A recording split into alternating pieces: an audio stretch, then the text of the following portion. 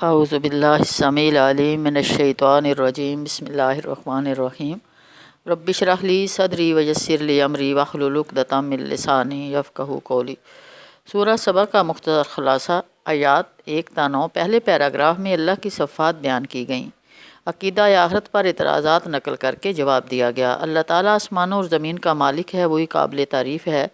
آخرت میں بھی اسی کی حمد ہے، حکیم و خبیر ہے۔ اللہ کا علم زمین میں جو داخل ہوتا ہے اور خارج ہوتا ہے، آسمان سے جو چڑھتا اترتا، سب اس کا علم رکھتا ہے۔ وہ رحیم و غفور ہے۔ منکرین آخرت اور منکرین قیامت کو بتایا گیا کہ قیامت آ کر رہے گی۔ اللہ سے زمین و آسمان کی کوئی چھوٹی بڑی چیز مخفی نہیں، ایک نمایاں کتاب میں درج ہے۔ قیامت کا مقصد نیک لوگوں کو جزا دینا اور برے لوگوں کو سزا دینا ہے۔ صاحب ایمان عمل صالحہ کے لیے مغفرت اور رزق کریم ہے۔ آیات کو نیچا دکھانے کے لیے دوڑ دھوپ کرنے والے بدکاروں کے لیے عذاب ہے۔ آیت 4 تا 5 قرآن سراسر حق ہے، خدائے عزیز و حمید کا راستہ دکھاتا ہے۔ آیت 6 جبکہ منکرین اسے جھوٹ قرار دیتے ہیں اور کہتے ہیں کہ محمد صلی اللہ علیہ وسلم کو جنون لاحق ہے، نہیں بلکہ یہ خود گمراہ ہیں، انہیں عذاب دیا جائے گا۔ اللہ کی طاقت اور قدرت سے ڈرایا گیا کہ اللہ وہ ہستی ہے جو انہیں زمین میں دھنسا سکتی ہے اور ان پر آسمان ٹوٹ سکتا ہے۔ ہر منیب بندے کو عبرت حاصل کرنا چاہیے۔ آیات 10 تا 14 دوسرے پیراگراف میں حضرت داؤد علیہ السلام، حضرت سلیمان علیہ السلام کی شکر گزاری کی تفصیل ہے۔ حضرت داؤد علیہ السلام کو فضل عطا کیا گیا۔ اللہ تعالیٰ نے پہاڑوں اور پرندوں کو ان کے ساتھ ہم آہنگی کا حکم دیا، ان کے لیے لوہا نرم کیا، انہیں زریں بنانے، ہلکے ٹھیک رکھنے اور نیک عمل کرنے کی ہدایت دی گئی۔ سبحان اللہ۔ حضرت سلیمان علیہ السلام کے لیے ہوا کو مسخر کیا گیا۔ 1 ماہ کے سفر کا راستہ صبح کو اور 1 ماہ کا شام کو طے ہوتا تھا۔ ان کے لیے پگھلے ہوئے تانبے کا چشمہ بہا دیا، ان کے لیے جنات تابع کر دیے گئے۔ حضرت سلیمان علیہ السلام نافرمان جنوں کو آگ کا مزہ چکھاتے تھے۔ حضرت سلیمان علیہ السلام کے لیے جنات اونچی عمارتیں، تصویریں، بڑے بڑے لگن اور بڑی بڑی دیگیں بناتے تھے۔ انہیں حکم دیا گیا یہ ملو آل داود شکرن، آل داود کے شکر کے طریقے پر عمل کرو۔ آیت 13 تا 13 لیکن انسانوں میں بہت کم شکر گزار ہوتے ہیں۔ جنات غیب کا علم نہیں رکھتے۔ حضرت سلیمان علیہ السلام کی موت سے جنات لا علم رہے۔ گن عصا کو کھا رہا تھا، جبکہ حضرت سلیمان علیہ السلام گر پڑے، تب جنات کو احساس ہوا کہ وہ غیب کے عالم نہیں ہیں، ورنہ یہ ذلت نہ اٹھاتے۔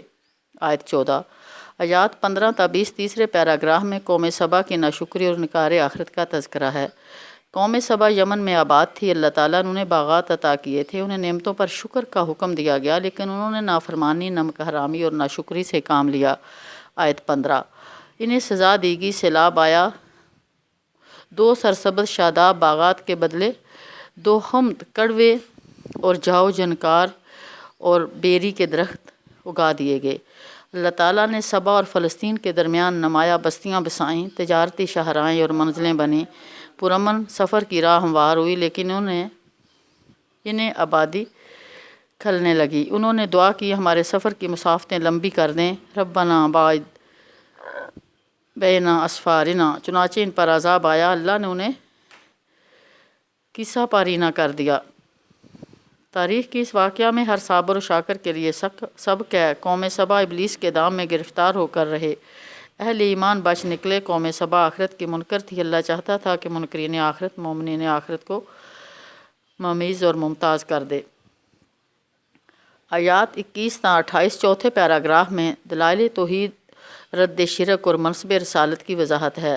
دلائل توحید مشرکین کو چیلنج کیا گیا کہ من دون اللہ زمین و آسمان میں ذرہ برابر بھی اختیار نہیں رکھتی، ان کی سفارش بھی کام نہیں آ سکتی، شفاعت اللہ کی مرضی کے بغیر ممکن نہیں۔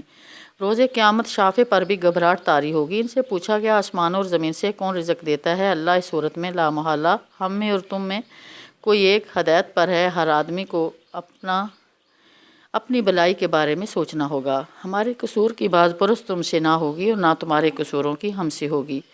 روز قیامت اللہ سب کو جمع کرے گا، عدل کرے گا۔ اللہ زبردست اور علیم ہے۔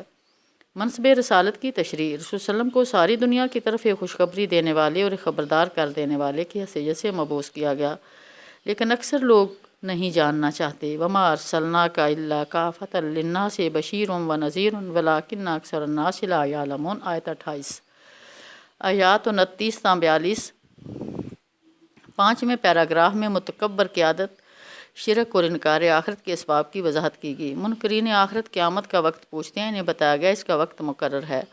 متکبر قیادت پر واضح کیا گیا کہ عوام لوگوں کی ہدایت کی راہ میں رکاوٹ ہیں۔ روز قیامت عوام کہیں گے کہ اگر آپ لوگ نہ ہوتے تو ہم مومن ہوتے۔ وہ الٹا انہیں الزام دیں گے اور کہیں گے کہ تم خود مجرم تھے۔ دونوں شرمسار ہوں گے، ان کی گردنوں میں پھندا ہوگا۔ استغفر اللہ۔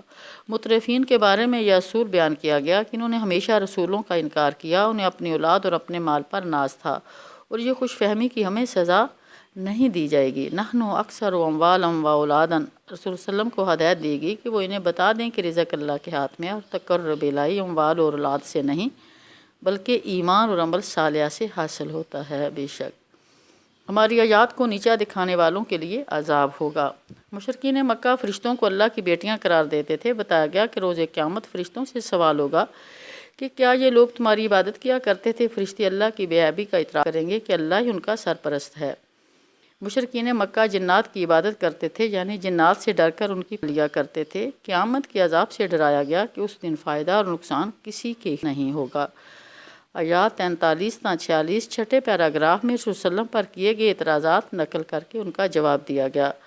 قرآن کی آیات کی تلاوت پر آپ صلی اللہ علیہ وسلم پر اعتراض کیا گیا کہ آپ محض ایک انسان ہیں، رسول نہیں ہیں، جو باپ دادا کے طریقہ عبادت سے روکنا چاہتے ہیں۔ یہ قرآن جھوٹ ہے، گڑا گیا ہے، جادو ہے۔ رسول صلی اللہ علیہ وسلم کو جنون لاحق ہے، انہیں دعوت فکر دی گئی کہ وہ اکیلے یا مل کر غور و فکر کریں کہ کیا مجنونوں کی باتیں ایسی ہوتی ہیں؟ آپ صلی اللہ علیہ وسلم تو صاف خبردار کر دینے والے ہیں۔ آیات 47 تا 54 ساتویں اور آخری پیراگراف میں دلائل رسالت محمدی صلی اللہ علیہ وآلہ وسلم دیے گئے اور عذاب قیامت سے ڈرایا گیا۔ رسول صلی اللہ علیہ وسلم تو کسی اجر کے طالب نہیں ہیں، اللہ تعالیٰ کے لیے کچھ نہیں ہو سکتا۔ رسول صلی اللہ علیہ وسلم کی زبان سے کھلوایا گیا کہ اگر میں گمراہ ہوں تو اس کا وبال مجھ پر ہے، اگر میں ہدایت پر ہوں تو وحی کی بنا پر ہوں، اللہ دیکھتا ہے، سنتا ہے، وہ بہت قریب ہے۔ کافر لوگ روز قیامت گھبرائے ہوئے ہوں گے، بچ کر نہ جا سکیں گے، قریب کی جگہ پر پکڑ لیے جائیں گے۔ آیت 51 کہیں گے ایمان لائیں لیکن اب ایمان نافع نہ ہوگا۔ آیت 52